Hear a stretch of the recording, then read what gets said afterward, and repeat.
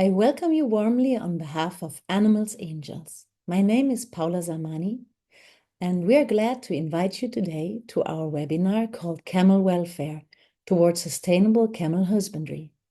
We are very glad to have two experts in the field, Dr. Barbara Padalino and Ali Ziani, as speakers with us today. Just one important notice, we're recording this meeting and this webinar since we want the topic to be spread as wide as possible. أنا اسمي باولا وأنا هنا اليوم مع دكتورة باربرا وعلي زياني للحديث عن رعاية الإبل. لذلك أود أن أرحب بكم جميعا. Animals Angels is a long-standing non-governmental organization based in Germany. We are working international for the protection of farmed animals. Since 1998, we follow the motto, "We are there with the animals with dedication." One of the main agendas for Animals Angels since 2017 has been the welfare of camels. The head of Animals Angels, Julia Havenstein, and her team have been conducting research on the ground in Qatar, Oman, in Pakistan, the United Arab Emirates, and Egypt. 2024 marks the United Nations Year of Camelids, and we want to take this opportunity to present to you the latest research on camel welfare. We are glad to have two experts here today, presenting to you inspiring insight into the latest research and ground experience in the field. Dr. Barbara Padalino graduated in veterinary medicine at the University of Bari in Italy. She holds a PhD on animal welfare from the University of Sydney. Dr. Barbara is an associate professor on animal science at the University of Bologna in Italy, and she is a member of Camel and is doing a professorship at the University of New England, Australia. Having written more than 250 publications on animal health and welfare, she has now edited a new book on dromedary camel behavior and welfare, camel-friendly management practices. And I just wanted to take the opportunity to show you the book shortly.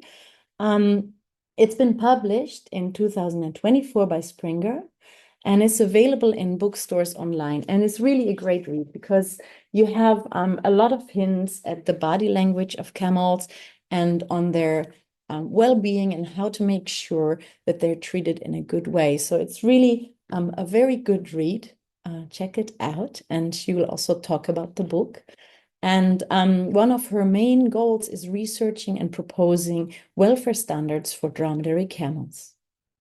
We are also very happy to welcome Ali Ziani here today. Ali is based in Spain, and he's been working with Animals Angels for the last 6 and 7 years. He's a full-time investigator for animal transports and animal markets, and he brings to the table international project experience, including the EU, Morocco, Egypt, and the Middle East. Ali is holding a Bachelor of Arts in Hispanic Studies and a Master in Professional Translation from the University of Granada in Spain. In 2022, he collaborated in the preparation of the protocol for scoring the welfare status of dromedary camels. And today, Ali gives you an overview of the commonly observed problems in camel holdings, markets, and transports from the perspective of Animals Angels. Just one very important point is that because we want really a communication with everyone, you can raise all your questions and comments and write them simply in the chat section of the webinar. So then later on, for a lively discussion, we will pick them all up. Thank you very much. And I pass the word to Dr. Barbara. Hello, Barbara. Thank you for being here with us. Hello, thank you for the nice introduction. So try to share my screen.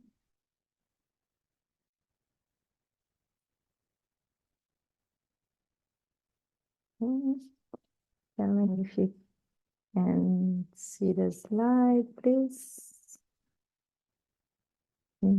Can you see the slide in a big presentation mode? Okay. Did the same? You see the same? I can see everything, yes. So Perfect. Okay, I can hear me well. That's a win. Okay. So thank you again, and it's a pleasure for me to be here. And so today we are going to talk about welfare assessment in dromedary camels. So let's start with the main question. What is animal welfare? So bet you are quite familiar with this definition by Fraser and Broom, which have been the fathers of animal welfare. So welfare is the state of an animal as regard its attempt to cope with its environment. However, just 3 years after, Duncan pointed out that neither health nor lack of stress nor fitness is necessary, and there is sufficient to conclude that an animal had a good welfare. Welfare, it depends upon what animal feel.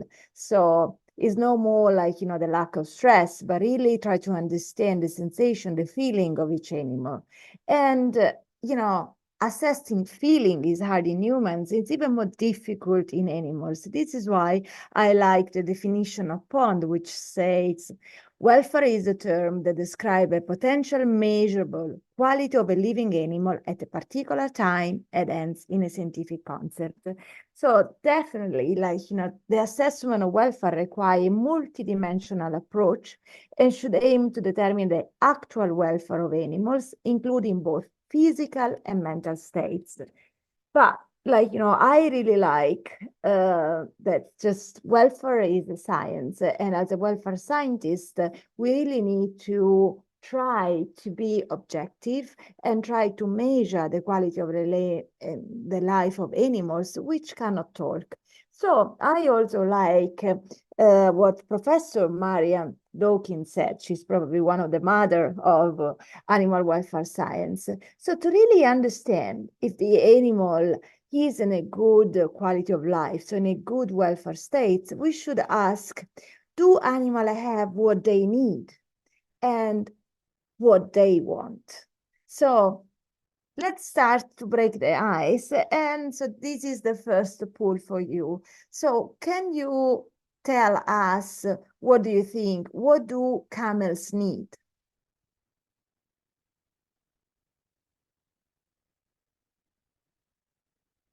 So try to write your answer. Don't be shy. So you should be able to type in your answer.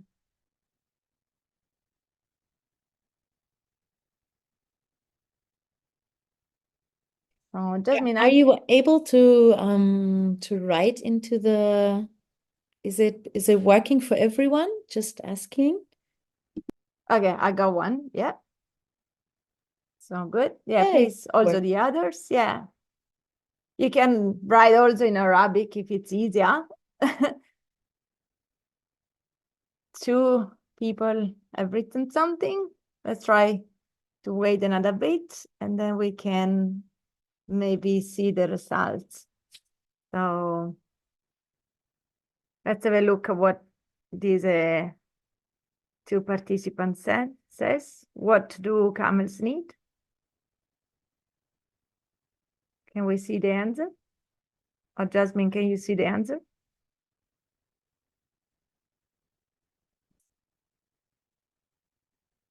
The chat.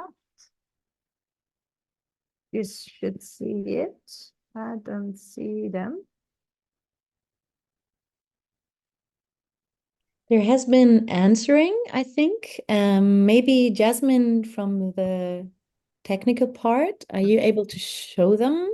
Yeah, I did share them with you, but it But says it failed to share it. okay. Okay, that's not good. I'm very sorry for this, but hang on. Okay. Maybe I'll try one more time. I try. Seems like a technological problem. Maybe if I can suggest something, because two of the participants answered, maybe if you can write your answer in the chat, then I could read it. Is that an idea, Barbara? Yeah, that would be good. Super. Yeah. Maybe, yeah. So I'll have a look for messages now. It seems to be a technical problem because I really want to know now.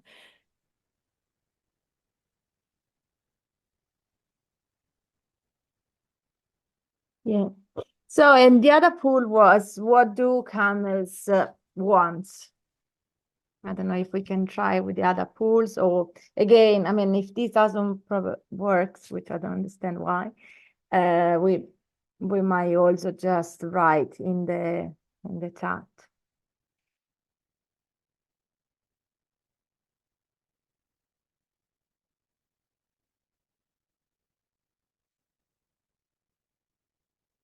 So, okay, I see that Kelly Smith has written food, water, comfort, and security. So I think that's the need. Yeah, I would agree with that. And let's see what to really want.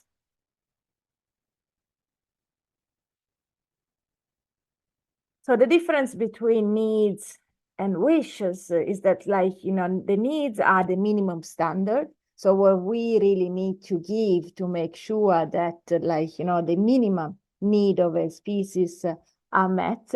And okay, so I got companionship as a wish. Exactly, I agree. Like, you know, they can survive alone. So companionship is not a need, but definitely they are social animals. So they definitely live better as a group, because that is how they really are, you know, born for. So they are herd animal, they are social animals. So, like, you know, they don't die if they are by themselves, but they don't have what they want. So often they might try to cope with the fact that something is still missing or their wish.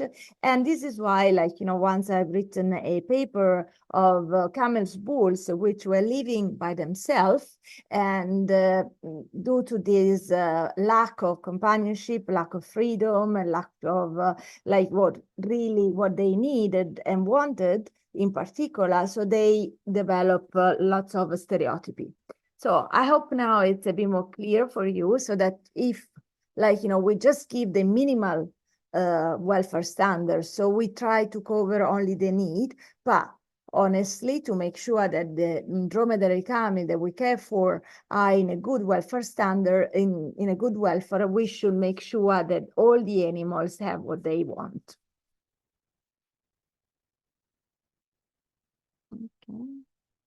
So, and even better, basically now we should also try to not only speak about welfare, but basically, like, you know, I see the poll, but I still didn't see the answer now. Okay, hopefully it works better with the next one. So basically, like, you know, now we are talking about positive animal welfare. For a while, we were just talking about welfare status or good welfare. Now we really want to achieve a positive animal welfare status. And basically, like, you know, this is the definition of a big project, which probably you can also have a look online, is a lift animal welfare. And positive animal welfare is defined as the animal flourish through the experience of predominantly positive mental states and the development of competence and resilience. So again, basically, we want to make sure that the animal that we care for do not really just have the minimal standard, but actually they experience only or maximize the experience of positive experience. And I want to also point that when we talk about a life worth living, basically we needed to make sure that we consider the quality of the life of the animal from their perspective, so from their own eyes and not from our eyes. We should stop you know, thinking that what we like is what our animals like. But if I feel cold, then even my dromedary or my cats or my dog is feeling cold.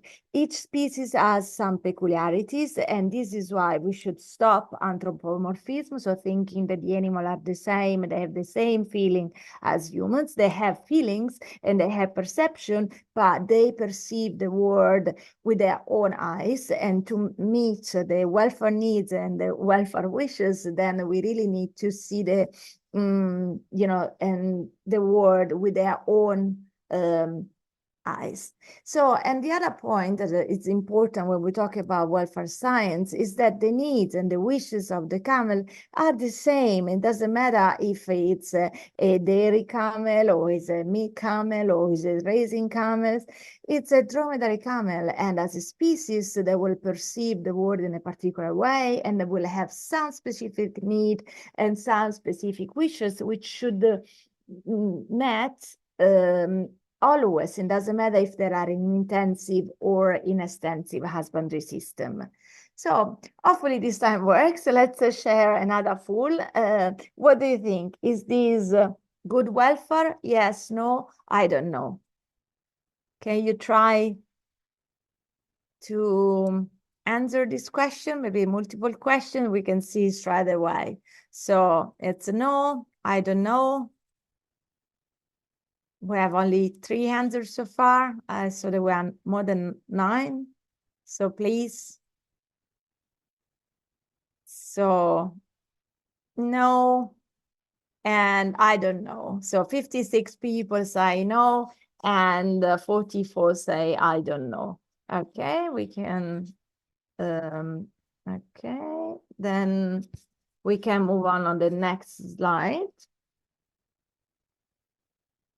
And what do you think about this one? Jasmine, can you share the poll? Is this a good welfare? Yes, no, I don't know.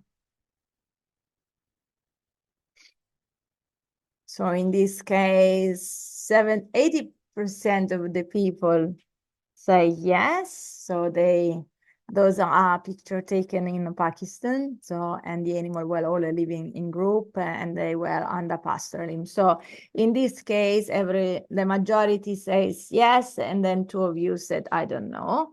So let's move to the last one. So what do you think? Is this good welfare? Is not good welfare, or I don't know. So, you know, camels are famous because they're really aggressive. And this is another picture that we took in Pakistan, where the majority of the camels are, you know, managed by pastoralists people, and this is one of the owner. So 3 of you say yes, 1 say no, and 1 says I don't know. Okay, interesting. So I'm sorry, but I tricked you because basically from one single picture, we are not able to answer the quality of life of the animal from their own perspective. So we just have done exactly like, you know, through our eyes from one single picture, and we have judged without really see all the life and like, you know, if really all the needs and the wishes of those animals were met. So this is why we've done a bit like this in this picture, like, you know, these are blind monk, and all of them, they were able, like they couldn't see the elephant, but they were trying to understand what was in front of them, just touching a little part. So this is why we should never be like blind monk, and when we want to assess welfare of an animal, we need really try to assess all the aspects of the life of those animals, so the health, the physiology, the mental states, the emotion, the ability to express their behavior, because the star is right in the middle is the welfare. This is why, like, when we assess welfare, we really need to have a multidisciplinary approach, and we should always use behavioral indicators, physiological indicator, also health and production indicator. And what is also important is that we remember that one single parameter, just one behavior is eating, oh yeah, he's able to be in a group and is expressing positive social behavior, is not really enough to draw any conclusion on the welfare of that animal. So really we needed to use standard protocol made by a list of animal-based measure or environment-based measure where we don't have an ABM. And we needed to also make sure that all of these protocols are valid and reliable, but at the same time also easy to be applied. And what is also really important is that the people who go to assess the welfare of those animals are trained. They know the species really well. Because look at this creature. So what do you think he's doing? So it's a funny posture. To me, it looks like John Travolta dancing. And I would misinterpret this behavior because I don't really know the behavior of the species, which instead, this position is the alarm. So this animal is actually freaking out of fear and is trying to tell her mates, there is the threat, it's danger, we are in danger. So my lack of knowledge in the behavior of the species would have clearly led to, it looks like a happy animal. So exactly wrong. This is why when we want to assess welfare in any species, dog, cats, or in this case, dromedary camel, the first step is really reach a good knowledge of the behavior, the physiology of the species that we want to assess, and then basically also be familiar with the protocols that are nowadays in the place to assess welfare. And probably you are familiar with the 5 freedom, which has been the base of the animal welfare. But then we also have all agreed that the 5 freedom is a paradigm, because it's impossible to have a life free of pain completely. It's impossible. Pain is actually something that nature has created as an alert. So, okay, look, you are in pain, you need to stop running around, okay? And also because clearly it's more like a philosophy, and it's impossible to really draw numbers using the 5 freedom, but clearly the 5 freedom is our start. And nowadays you have 2 main protocols, the 5 domain models, which was created by Meller, and then instead the welfare quality or AWIN, which is based on the 4 welfare principle: good feeding, good housing, good health, and good behavior, with some criteria for each of these principle. I want to point that I don't know if you are aware of that, Meller is keep working on his models, also because clearly welfare science is a new science, and we try to improve and amend and refine protocols over protocols. And nowadays basically the domain of behavior has been actually split in 3, where we have the interaction with the environment, interaction with other animals, and interaction with humans, because clearly this is what the environment is, and what really has an effect on the behavior of the animal. So how we have assessed camel welfare? So honestly, with the animal angels, we were trying to develop some protocols, which I always say it's a start.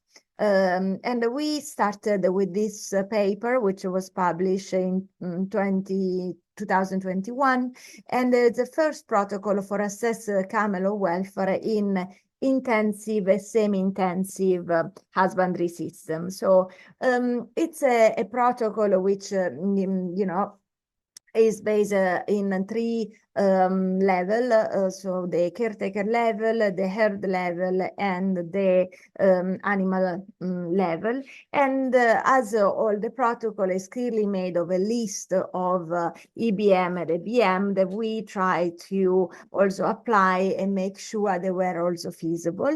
And apart the journal paper, which contains all the recording sheet that they can apply, we also publish these user-friendly guidance, because this is much more rich of picture and you cannot download this for free. So we also, we apply the welfare protocol in intensive, but then the major complaint was that the majority of the animal are kept actually in extensive. This is why, we decided to also create this other protocol, which is specific for camels kept under pastoralism, and this has been published, this year. So how this one basically works, it's a bit more simple, has only two levels. One is again, the caretaker and the herd group, where basically, you really need to know some of the history of those camels, how they manage. And then you have the animal level recording list. So what are the benefits of a welfare assessment protocol? Definitely, we have an evaluation of individual resources. We can compare different husbandry system, definition of a range for optimal welfare, assessing the farmers' compliance, developing quality certification, identification of welfare risk factor, and offering evidence-based recommendation to enhance camel welfare. So what I also like is that since when we use a protocol like this, we can compare different herds, different farms, and this was basically the situation at the camel market in Doha. At the first assessment, basically, we found that in the majority of the pens, the dromedary camel had an unsatisfactory level of welfare. However, welfare is not pointing finger, but actually try solution, a find solution to improve.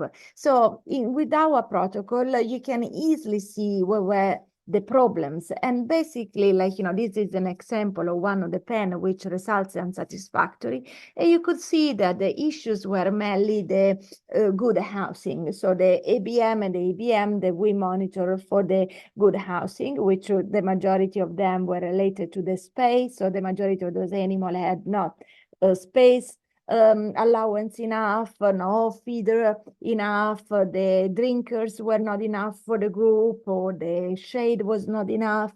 So basically, it was really easy for us to give some recommendation to improve the facilities.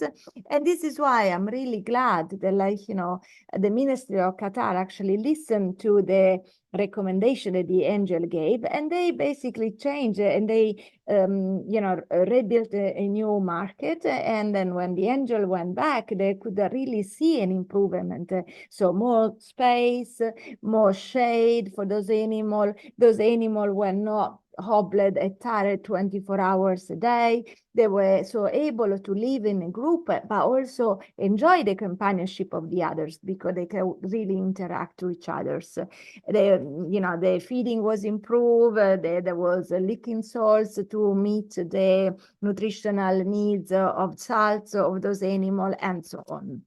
When we did basically the assessment in Pakistan, so as I told you, the animals were under pastoralism. They were living much more in the freedom. They were able to to express better their behavior. So it was not surprising for us to find that the general level of welfare of those animals under pastoralism was actually satisfactory. But even in this case, you can see where the 4 excellent herds and ate like, you know, herds out of the 54 that we assessed that were basically still unsatisfactory.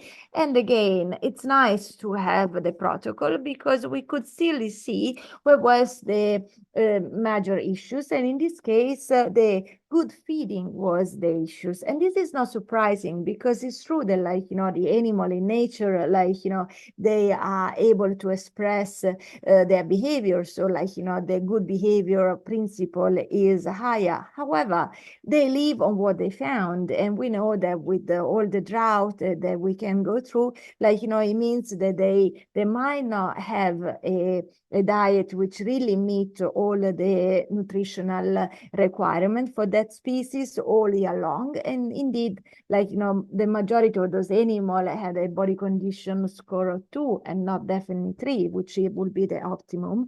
And they were actually also needed to walk a lot, spend lots of energy to really find the feed that they needed. And so basically, like, you know, also in this case, we were able to give, like, you know, some recommendation.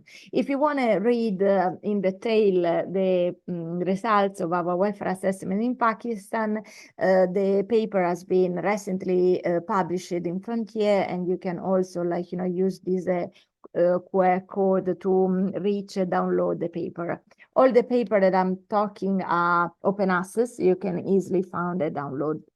But, you know, those are, you know, I would say scientific way how to assess the welfare. So how can you actually assess the welfare of your own camels? So, like, you know, is it possible also for the camel farmer to try to assess the welfare in a more easy way? Definitely there is, but the first step again is the education. We really needed that, like, you know, whoever is keen to assess the welfare, doesn't matter if he's a camel herd or farmer with lots of experience, you know, we have lots of belief that probably they are not correct. So we really, the first step is learn to assess the health, learn how to recognize signs of stress and pain.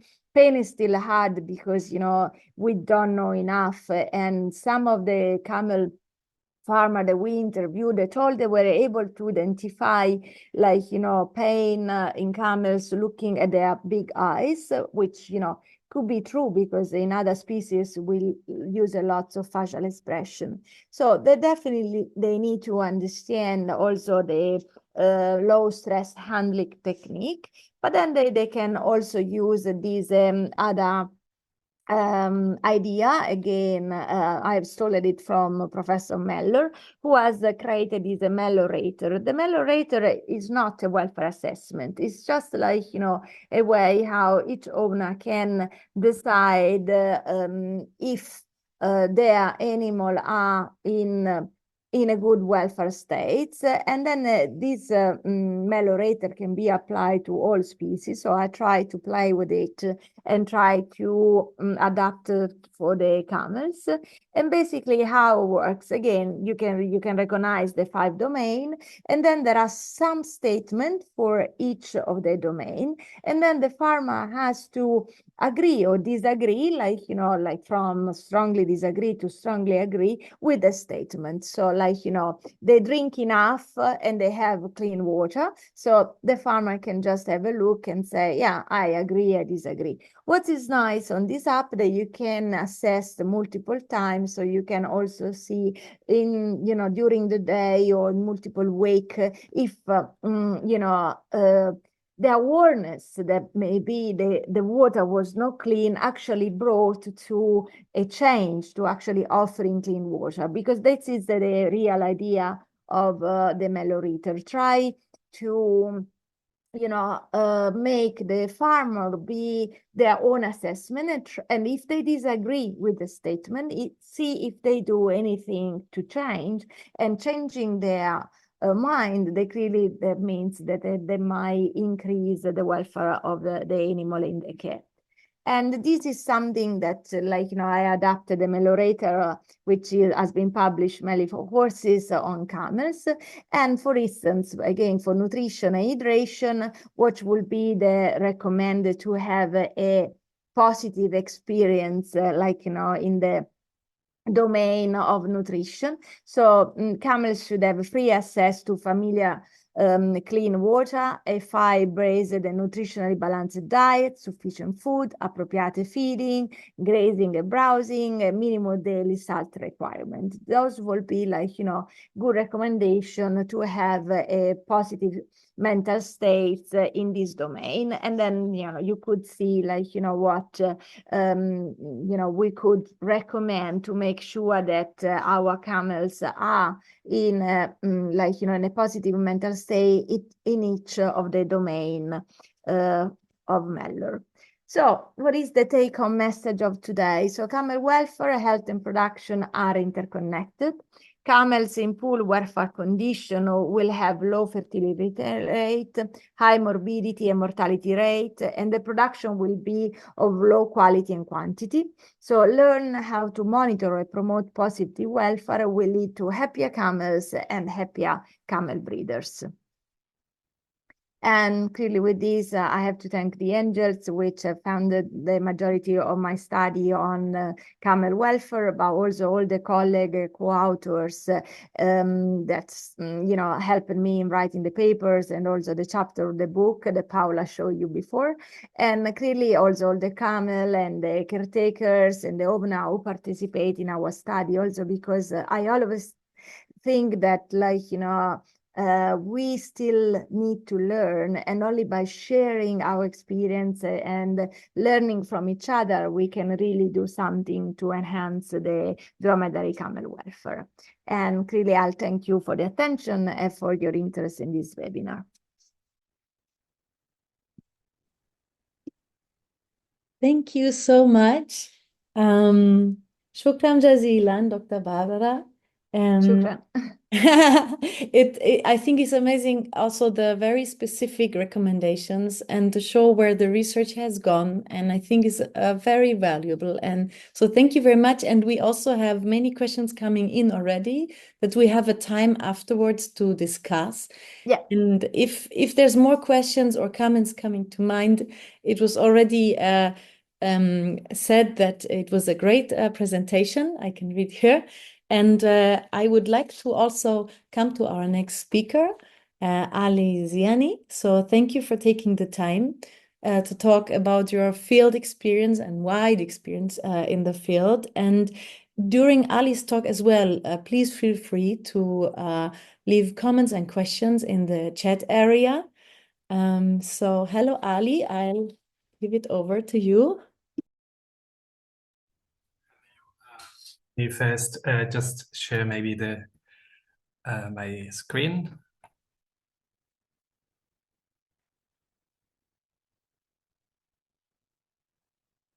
Perfect. Can you see it properly? Yes, we can, but we cannot hear you so well. Okay. Let me just check. And now? Hello, can you hear me now? Yes, Now it's better. Oh, Now it's perfect. better. Yeah. Much better now. Okay, thank you. Well, Assalamu alaikum, and thank you very much, Paula, for the presentation, and also Dr. Barbara for the great and interactive presentation. For me, it's also a pleasure to be here today, and I will talk about camel welfare in the Middle East and case study. So during this presentation, as I said, I will talk about mainly the following points. First of all, camel transports in the Middle East and our case study on a very long camel transport, which we carried out in Egypt this year. And then at the end, a conclusion. So camel transports in the Middle East. Before going into details, it is very important here to mention that in many countries of the Middle East, there is unfortunately no national animal welfare legislations that protects the animals during transport. But however, there are international standards set by the World Organization for Animal Health, the WOA, that include very important chapters on animal welfare during the transport, as you can see here on the slide. And by the way, all Middle East countries are WOA members, and accordingly, these standards should be followed by all of them. So why are camels transported?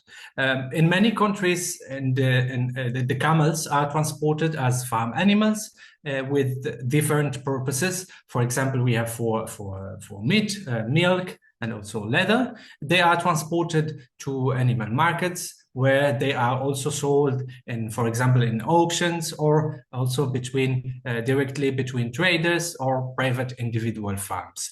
And for camels destined for slaughter, of course, they are transported to slaughterhouses.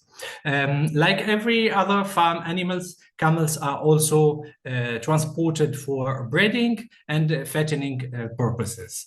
And at the end, and also another reason that we have here is that the transport of racing camels to competitions that could be on a national and also in an international level. يعني سباقات الهجن كما نقول باللغة العربية.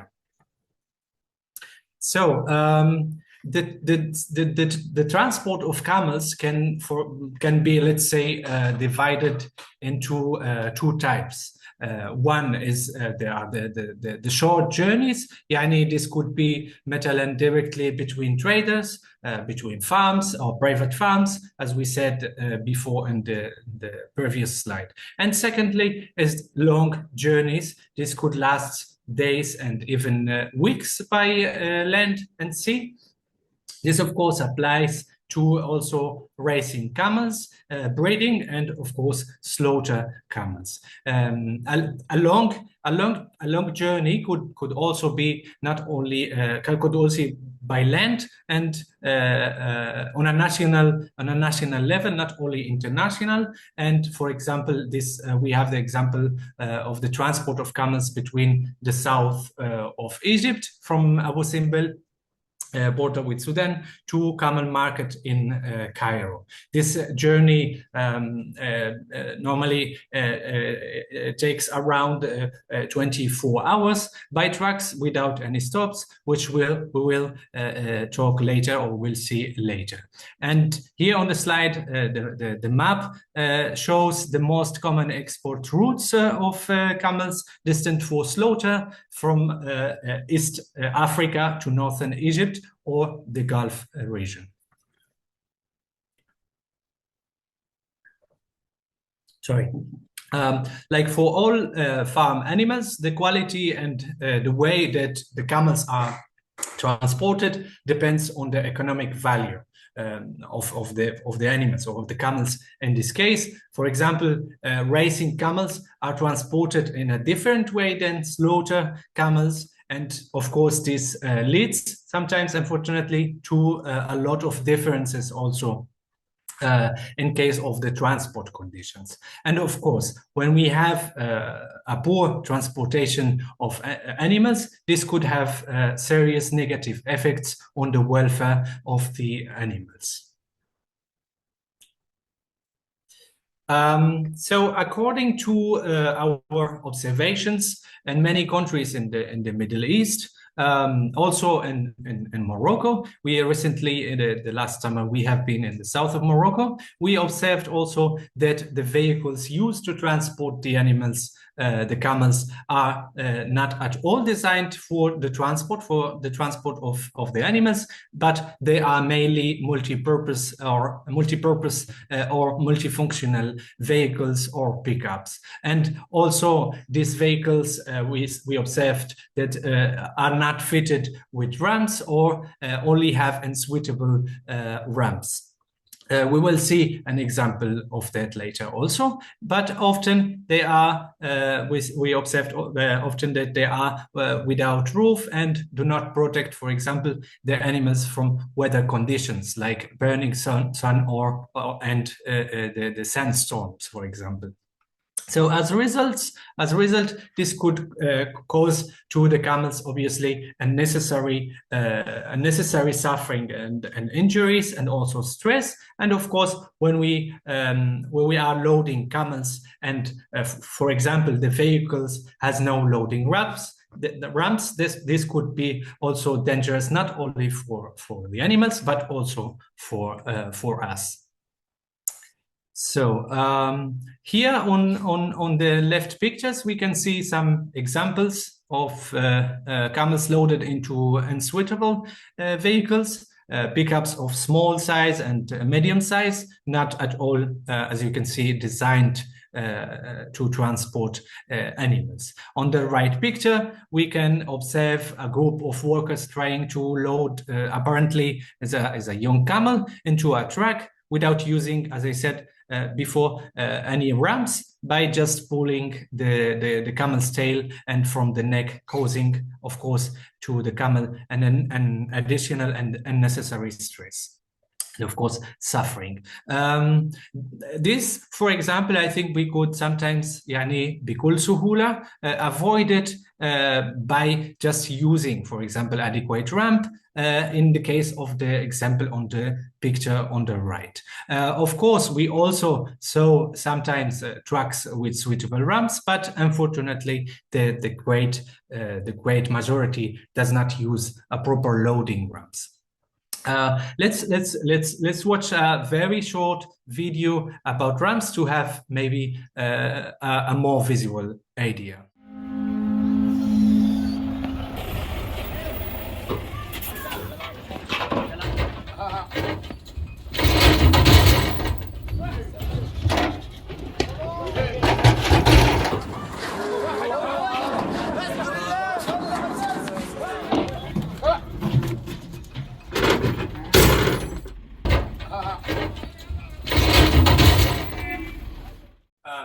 So as you can see here on the video, it is very important to have the suitable, to have in general suitable vehicles that are designed for this purpose, for the transport of the animals, or at least use adequate ramps during this loading and the unloading to avoid causing additional stress to and injuries to the camels, as we specifically in the last scene of the video so that the camel got stuck with his leg between the vehicle and the wall.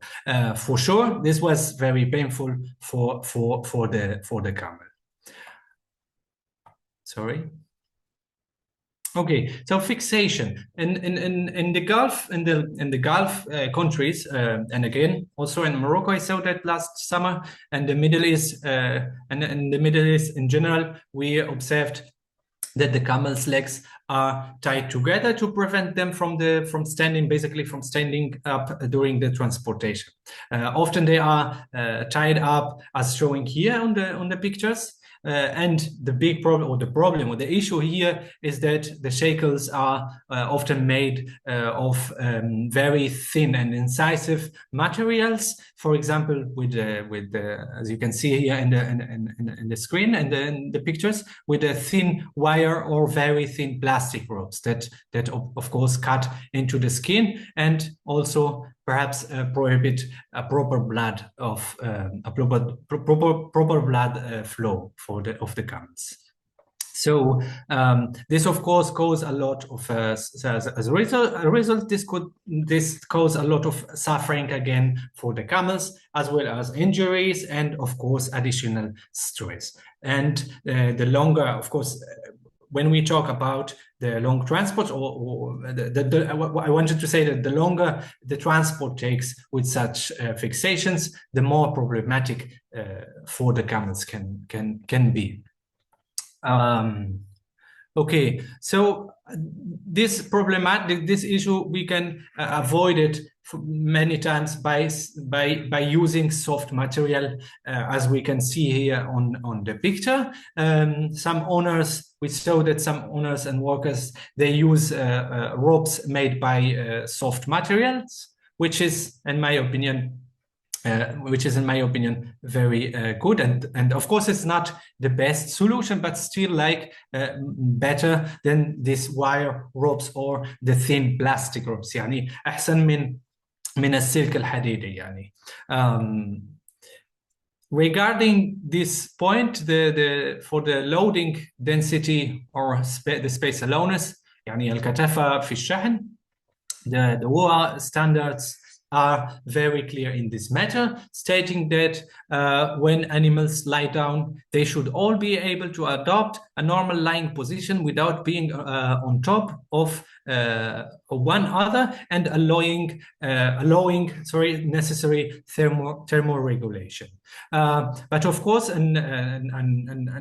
according to our observation on site, we observed many times that the transport vehicles, especially when we talk about when we talk about the camels destined for slaughter, are often very overcrowded, and there is no enough space between the animals for all, and there is no enough space also for the camels, all the camels, to sit without touching the other camels. And also in many cases, the camels are squeezed close together on the transport vehicles, and sometimes even we saw sometimes above each others.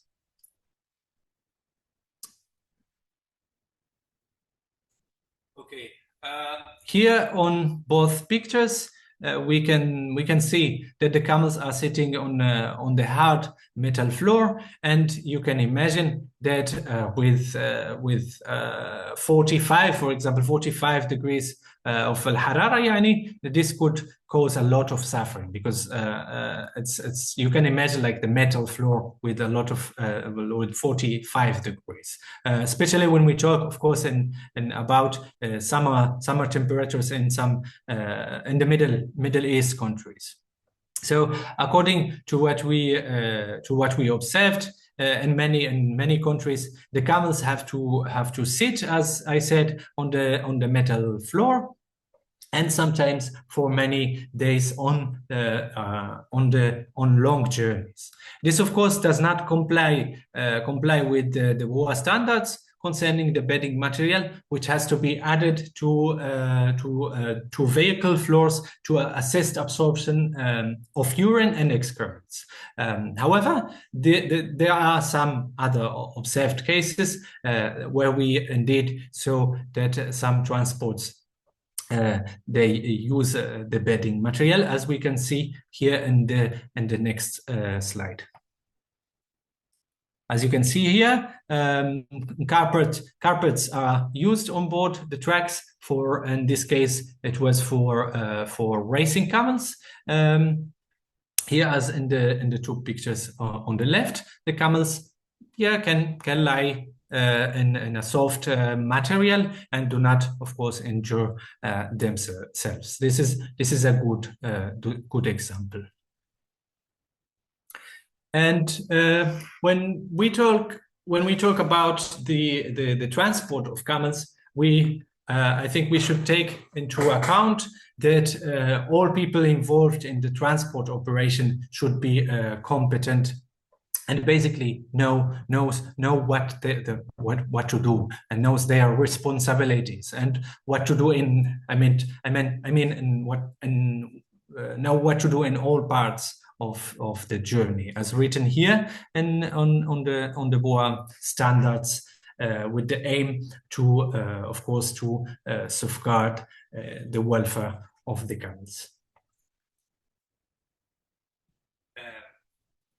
This is, but of course, like in our observations, unfortunately, show that that often the workers and transporter do not receive enough training and are not experienced in handling animals, especially when we talk again about slaughter camels.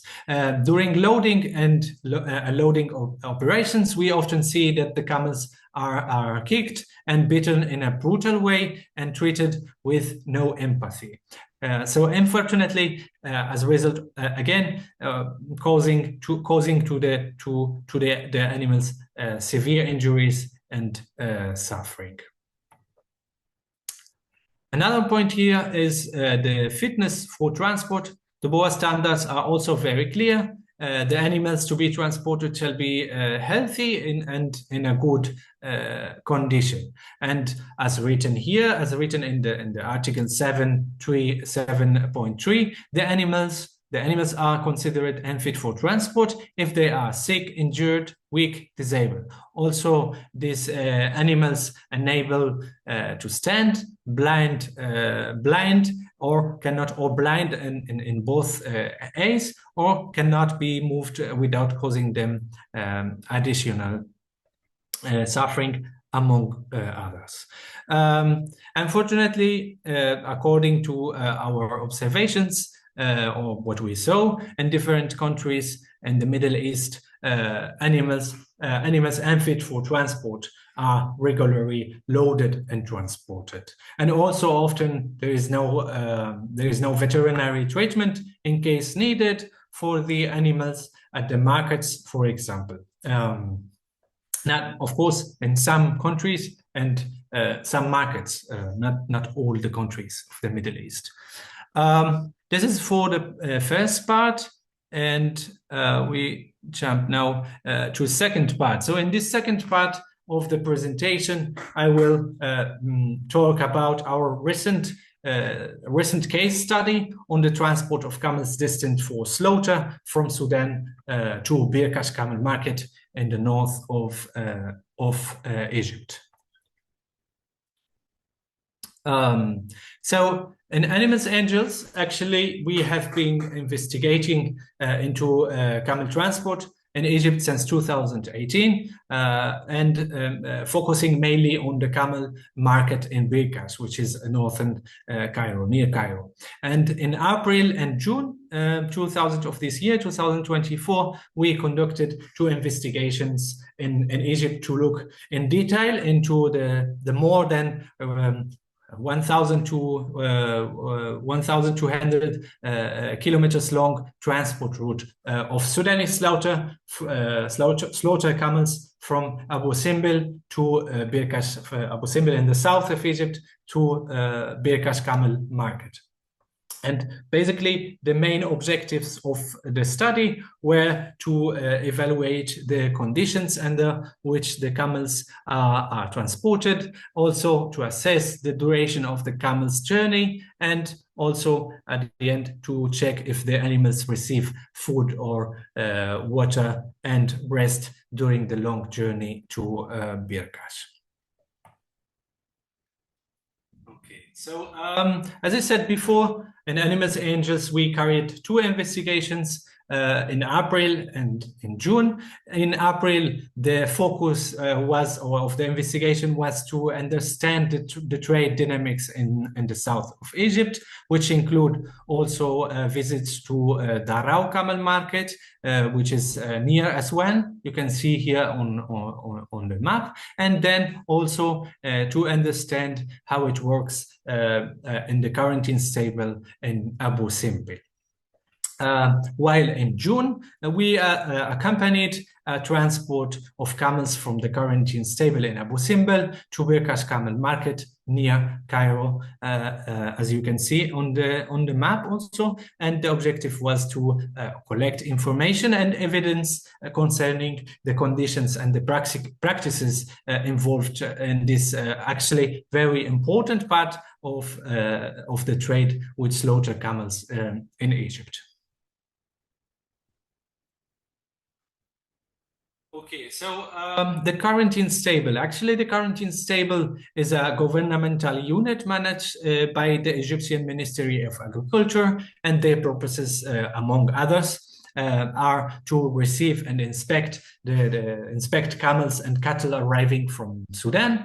Also to check that the animals are free of infectious disease and as you can see in the screen or the screenshot of Google Maps, the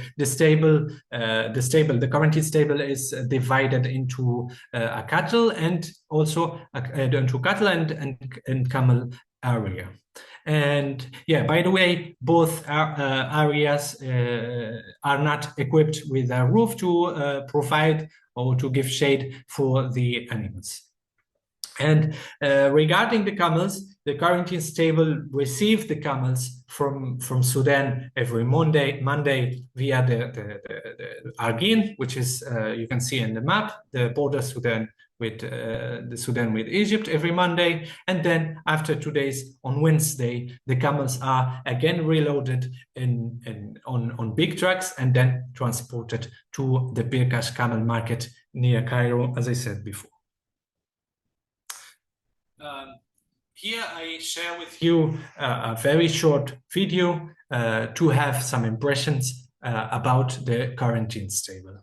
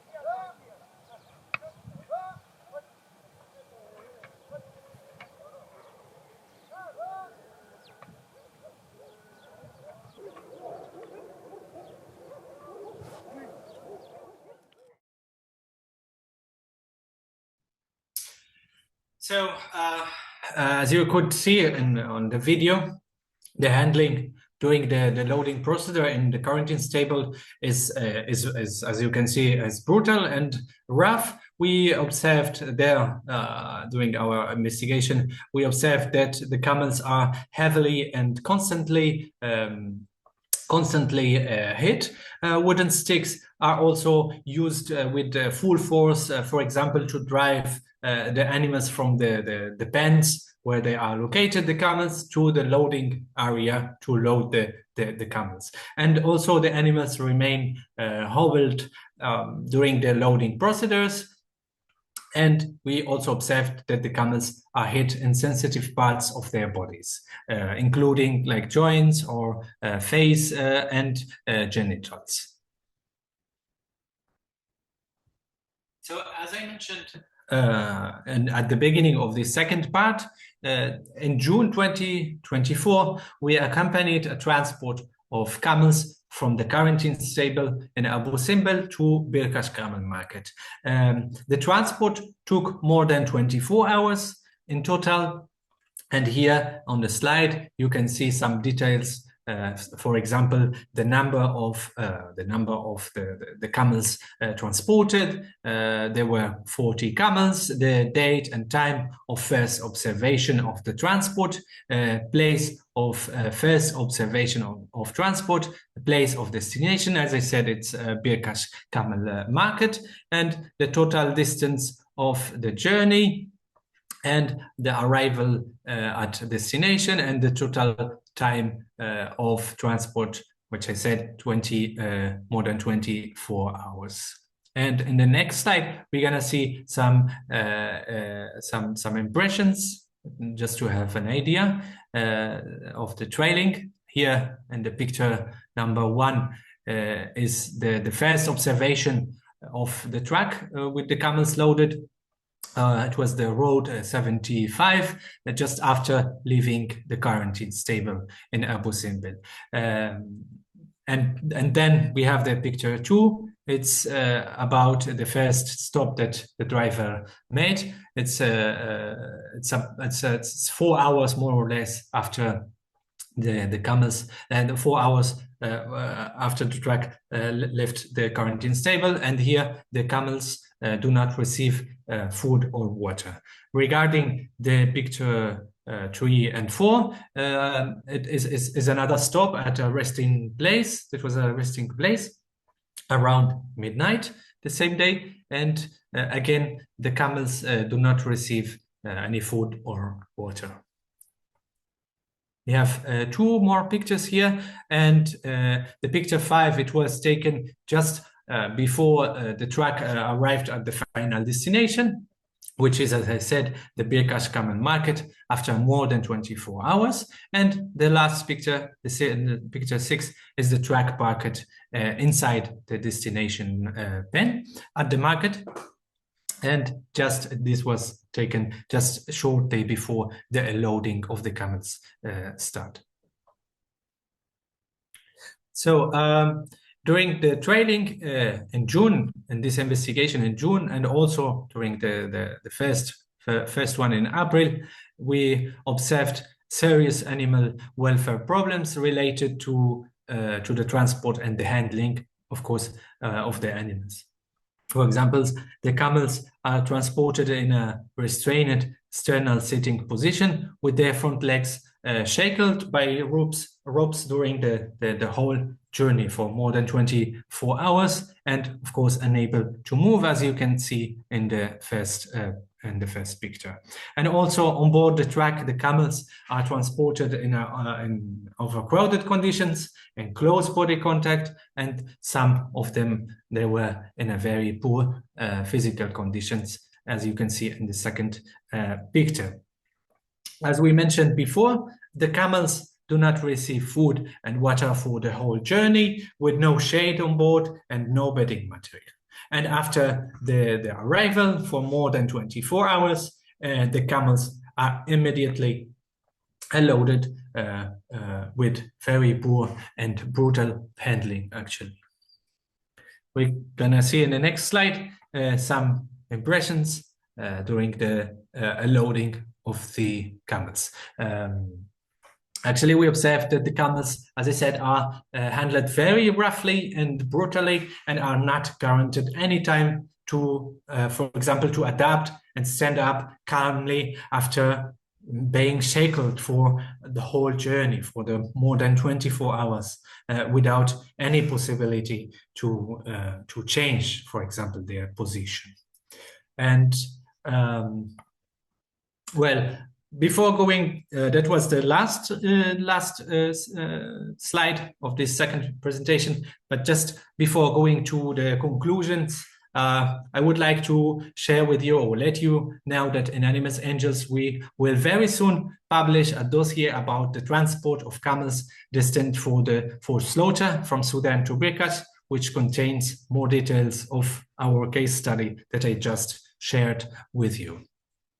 And as a conclusions, as you can see, I think there are many issues that have to be solved on this topic of the camel welfare. And I think from our perspective, from an NGO perspective, and as a recommendation, we think that it's very important to comply with the WOA standards, and to do so, all countries should adopt appropriate legislation to protect the welfare of the camels, including in husbandry, trade, transport, or also in slaughter.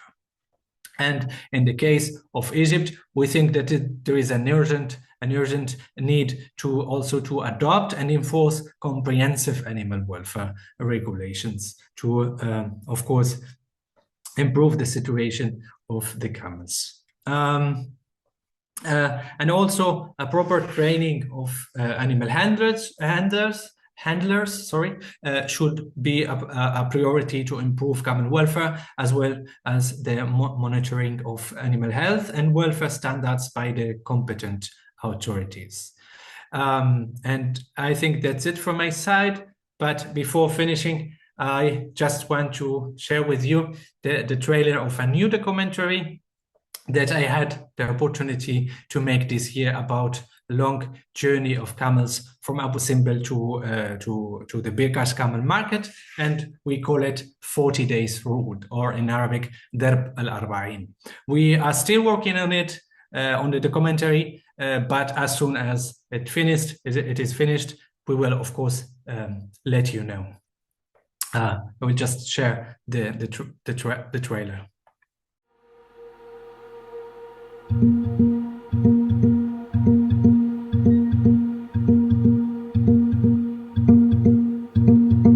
My name is Ali. Together with my colleague Ian, I'm here in Egypt to investigate into the trade of slaughter camels.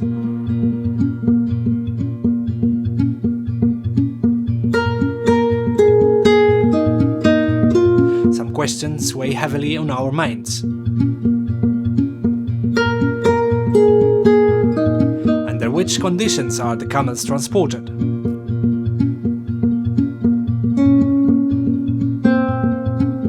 How many hours are they on the road? At what temperatures?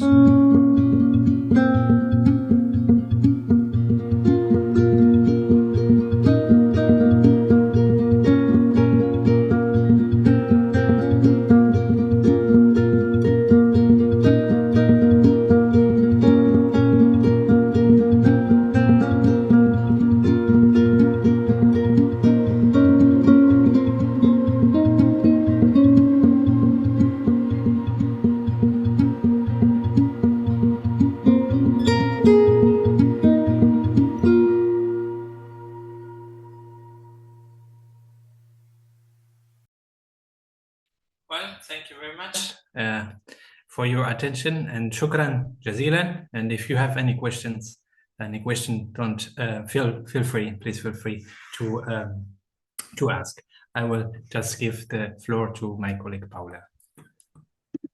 Yes, hello back. Shukran jazilan, Ali. Thank you very much for this very great contribution on camel welfare. I think, yeah, it was like it gave us an impression how much it's important for a necessity of a change. Maybe before we open the discussion for questions, there was a comment that I thought was really important, and it came from Wael Hamas, and he was, like many of us, maybe like touched by the videos, also by the handling of the camels. And he writes, just Dr. Ali, I wish they will follow your recommendations, and we hope to. Maybe this is how we can enter into discussion. And something that came to mind when I saw also your new video that you've been working on, that we're looking forward, was like, it's called 40 Days Road. And maybe Ali, can you explain why it's called, it has this title?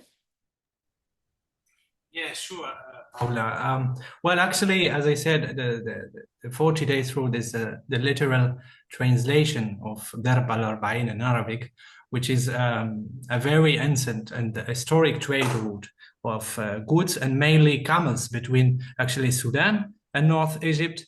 And back then, the camels were actually walking by feet. And this route used to last 40 days. That's why they call it 40 days. And nowadays, the same route is used to transport the camels, but by trucks. So this is the basically the reason behind the name of 40 Days Road. Mm-hmm.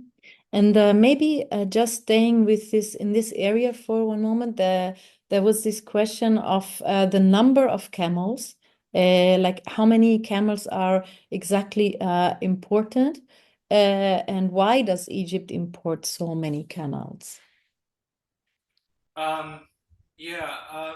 Well, basically Egypt cannot actually cover the demand of meat. So yeah, I just got yeah. Okay, sorry. I don't know how to we do so. cannot. Can you? Yeah, maybe I don't if know. you want also to switch on your video. Oh, I don't know. that's why okay, Nasiar, okay, yeah. So yeah, Yes. sorry. Yes, No, super. sorry. Even That's why better. I got the message. No, I was saying that basically Egypt actually cannot cover the demand of meat in the country with their basically on their own camel population. So that's why they import camels from other country, basically from Sudan. And from what we know, the camel meat in Egypt, it's so much cheaper than the cattle meat, for example. So maybe this could be a reason why they import many camels. And regarding the other question was the number regarding the number of the camels imported. I honestly we don't know the exact numbers, but what they told us, for example, at the camel market in Birkash near Cairo, they sell up to 6,000 camel per week. So maybe with this 6,000 camels per week, we can have maybe a number, to have an idea about the number. But as I said, I honestly don't have the exact number of the imported camels. But as the number is relatively high, like maybe we can also bring in two different questions on this. One is, do you know where the animals are going to from Birkash? Are they all slaughtered in northern Egypt? So that's one question on your new research. Maybe you can comment on that. Yeah, sure. Well, in Birkash, they are mainly as I said, they're mainly destined for slaughter. Maybe some camels are also transported from there to other farms, but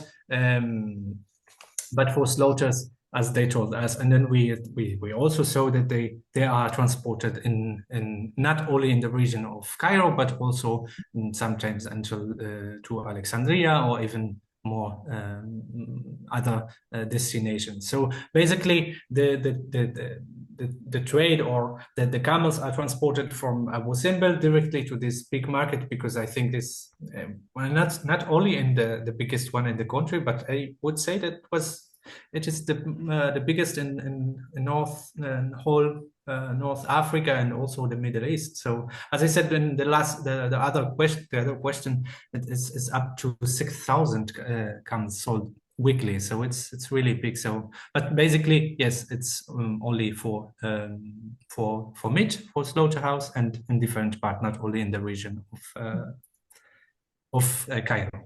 As this is like a huge number, so it's a very relevant issue. And here's the next question is about this. It says, as a comment, trading of camels without respecting welfare entails poor quality and safety of camel meat. Can you comment on this issue from the perspectives of the government of Egypt? So what's the perspective of them? Do you have like information about this? Well, this is, I think, tricky question, because I honestly I can't answer to this question, actually, because from the perspective of the government in Egypt, well, I think they really, if I'm not mistaken, I think they really know that there is an issue about this camel welfare in the country, but I think it's not in their, let's say, agenda. It's not priority to a problem to solve. So like unfortunately in many countries, the welfare of the animals is not priority for many countries. And I personally, and also like we try to, for example, to work many times with the government in Morocco with other topics, and always like the answer or the first thing that they come to us, it's just like, well, we have another problems that we have to solve, and the animals or the welfare of the animals, it's not really priority for the moment. So I don't know if I answered the question or not, but I think it's very that they really know that it's an issue. Yeah, yeah. I mean, we could see like it's a very graphic, very direct images that you have been recording. So we all see the necessity. And maybe the next question we can put to Dr. Barbara, because it says, is it important to develop welfare standards for dromedary camels? And more importantly, how can it be done? So how can we do it? So maybe, Barbara, if you could comment on this. Yeah, I mean, what I would point is that we don't have data, and whether even regarding transport, we don't have enough studies to actually see the effect of transport on camel welfare, meat, and meat safety. So the reality of the issues is that there is a huge gap of knowledge. There is lots of belief and perception. So before be able to talk about standard for dromedary camels during transport and on farm or from farm to fork, we really need more data. Otherwise, we will end up with the usual mistake that we do regulation without evidence base. And I think the European Union is a good example. So we had regulation that were not based on anything, but mainly on belief of experts and belief of industry, or a compromise between what is needed and what is right. So I think we should not do the same mistake with camels. So, and that is my point. So before talking about welfare standard, we need more study. We really need to understand from the dromedary camel point of view what they really need and what they want. And then we will have enough data, then we should try to push on welfare standard for this species, because what is going to happen is that actually people are just make the same mistake that we have already done with cattle. So whatever has not worked for cattle or dairy cattle or beef cattle, now that is what we are trying to do for camels to increase their production. So, and I think this is the real risk, that we know that we don't know enough. So what all the government should push, including the cabinet and all the Gulf area, is actually to put a bit more funds for research and try to, at least for the camels, that we know is a unique species, it's not a ruminant, it's not a monogastric, it's a unique animals. Just try to make sure we get it right and learn by the mistake that we have already done for all the other species. As you're commenting on this, would you, because like your research is already so wide, so what would you recommend as next step? What would be the most important trace for research where you would be going? Maybe you have an aspect there? My research is 2 papers. It's not wide at all. So I'm sorry. Okay, like, so it's a start. So where are we going from here? It's a drop in the ocean. So we really need more studies. We need to do more study in different countries, because clearly, like, we have different breeds of dromedary camels, a different husbandry system. So like, my research is a good start, and I hope is going to take over from other researcher. And then we really need to have more data collection, like, as I said, in all the country where camels are kept and bred, and then possibly from farm to fork. As I said, in the book, we touch base on all of these. There is a chapter on transport, a chapter on slaughter. And I think the common recommendation is that we really need to do more study, and in particular, making sure that we collaborate also with the government and the industry, because as I said, if we really care about the welfare of the animals from farm to fork, then we really need to make sure there is a joint effort. It's not only NGOs, it's not only academia, it's not only industry, but it's a joint effort. And I clearly disagree with the view that is not a priority, because definitely what we have learned also in other countries, that animal welfare is actually the only way to make livestock production sustainable. And I clearly, like, that's should be a priority, because definitely we know that without welfare there is a risk for the food safety, for human safety. So with the one health and the one welfare approach, is really wrong to think, oh, I have other priority, because human health is related to animal health and the health of the planet. So we cannot disjoin these, and they have to be, I think, addressed simultaneously. And again, we know this, and we should just push for it. Yes. Oh, that's great to hear that, because it's such a huge issue, and it needs to be approached even more and much more. And I think that what you've been what's also interesting been in the talk that you say is a unique animal. You cannot just copy paste like a research data from any other species and say, okay, this will be helpful for us. But if, as you were talking about risk also, what would you say, or do you have an idea what would be the biggest welfare risk for this species, for dromedary camels, in the environment that you see them now, also in Ali's talk? I think the big risk is that this animal can really cope in a harsh environment.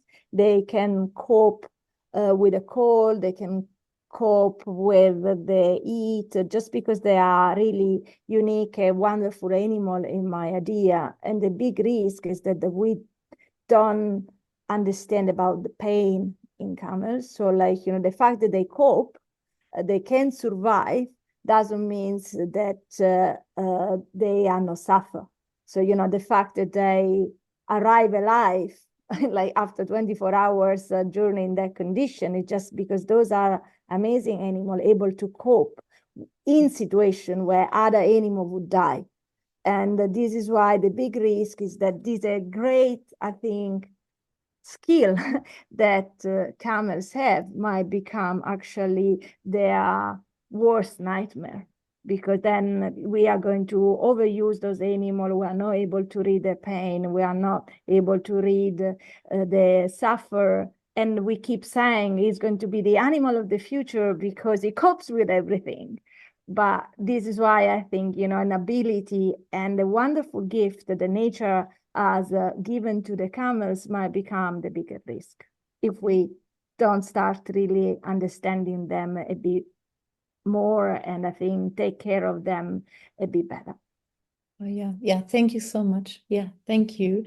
There was one very concrete more question that I would like to hand over to Ali. It is do you know how the situation of the exported camels is in Sudan? Because it was mentioned also in your research and in your documentary. So maybe do you have information on this? Well, actually, we don't have first-hand information, and we haven't actually been there. Only as I mentioned in my presentation, only in the south and the border. But what I can say here is that according to, for example, to the drivers or the workers at different camel markets in the country in Egypt, they all say that the camels, for example, came from a different region of the country, and sometimes not only from one place, but I wanted to say that it's like the whole country. They come from the whole country, and sometimes also they are moved by feet and also by trucks in the country. And I think, by the way, the driver of the transport that we followed in June to Birkash, to the camel market in Birkash, said that just on Monday he transported the camels from Khartoum, from the capital of the country, to Abu Simbel, which is again the distance is again more than 1,000 kilometers on trucks. So yes, I would think that it would be also interesting. We haven't, as I said at the beginning, we haven't been there, but it would be very interesting to also investigate or to see the situation there for the camels and exported camels in this case to Egypt. Yeah. Maybe thank you so much. And maybe before we come to a conclusion of a very lively discussion, has been one more question that I would like to pose. It's by Hassan Al Yakine, and he says, "Thank you, Dr. Ali, for your excellent presentation." First, and then, what about the transport of the other animals, equids and cows, and because we've been pointing out that about the uniqueness of animals of each separate animal. So maybe you or Dr. Barbara, you wanna, or both wanna comment on this last question? Yeah, I don't know. You want to go, but I just can So you can go and then I'll finish up. Okay, thank you. I just can say that yeah, during the both investigation, especially the first one that we did in April, we went to the south to investigate the topic of the camels, but of course, yeah, during the trail, and not the trail, during going to the south, we visited for example, I mentioned the market, camel market of Darao, which is near as well in the south, and also there's not only camel market, but also like for cows, equid, and in general. And I can say that the situation, of course, talking about the transport, it's believe me, the same situation. They are like roughly handled during the transport and during the loading. So I would say is unfortunately the same situation as the camels. I mean, Yeah, in Turkey and Egypt, Turkey and Egypt in the south.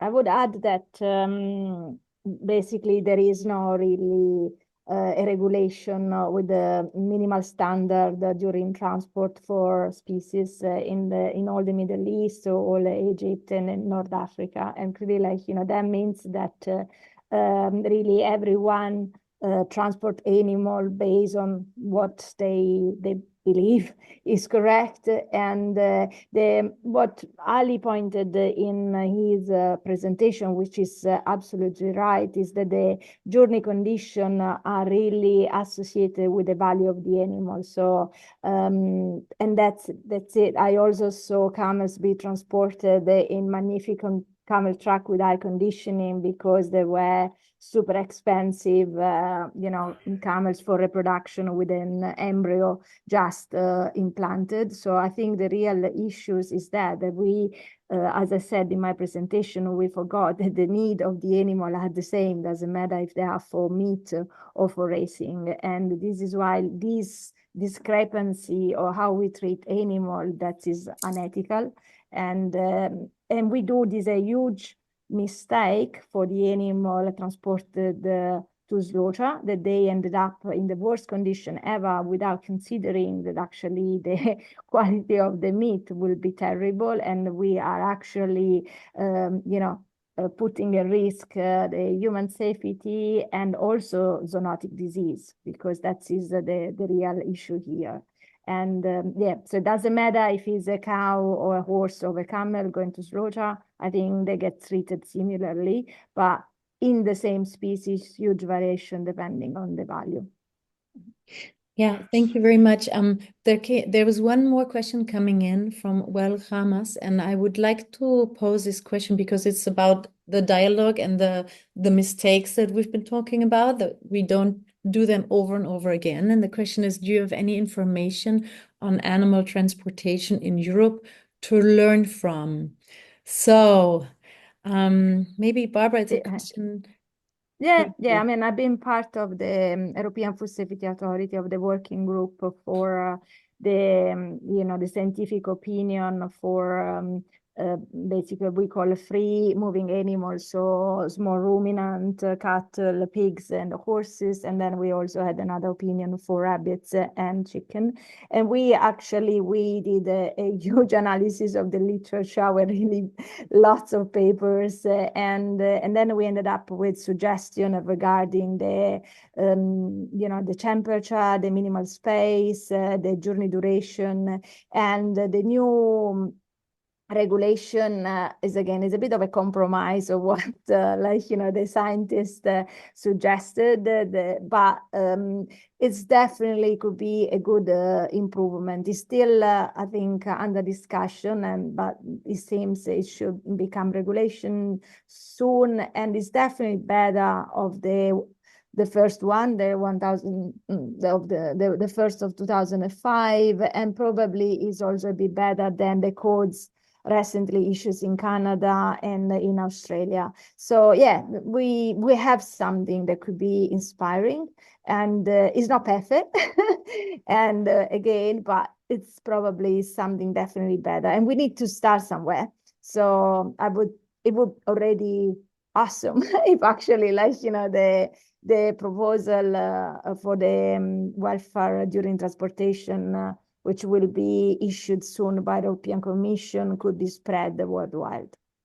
Yeah, thank you so much. And I think we take that as a last question, last comment of hope towards a better welfare standards.